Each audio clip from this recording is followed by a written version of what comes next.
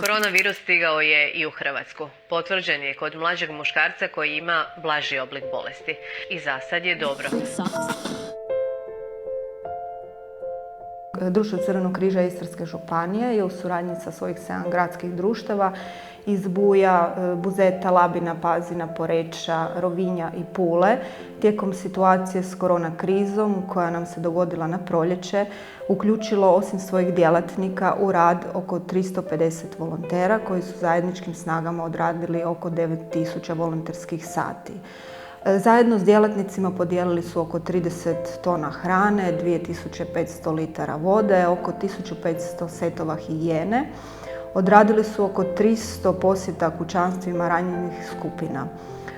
Također odrađeno je oko 605 dostava lijekova i od toga 22 dostave bile su lijekova na relaciji Hrvatska, Slovenija, Italija.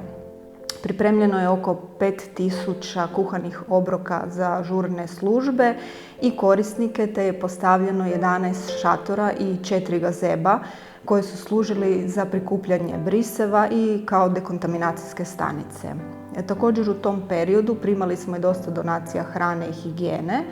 Naši edukatori odradili su edukacije vezane za psihosocijalnu podršku u kriznim situacijama, a također naši liječnici održavali su edukacije za djelatnike i volontere o pravilnom rukovanju sa zaštitnom opremom. Na području Istre otvorena je i karantena. Karantena je otvorena 12. ožujka i vodio ju je jedan djelatnik Društva Crvenog križa Istarske županije i još je tu sudjelovalo u radu 9 voditelja volontera. Negdje u tom periodu od 12.3. pa sve do 19.5. u karanteni je boravilo 85 korisnika i 11 vozača kamiona.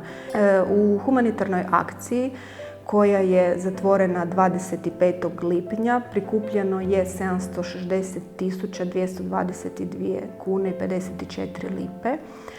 I zapravo iz svega ovoga što ste mogli čuti, brojke su stvarno jako velike. Bilo je jako puno aktivnosti i stoga bismo se zahvalili našim djelatnicima, ali i svakako onima bez kojih sve to ne bi bilo moguće, a to su naši volonteri. Zato u ime Crvenog križa jedna velika hvala ide njima. Također zahvala ide i našim darivateljima, zatim svim osobama koje su se uključile u našu humanitarnu akciju. I naravno na kraju želimo zahvaliti zdravstvenim djelatnicima, članovima operativnih snaga s kojim je na Istarskoj županiji uspostavljena jedna izvrsna suradnja.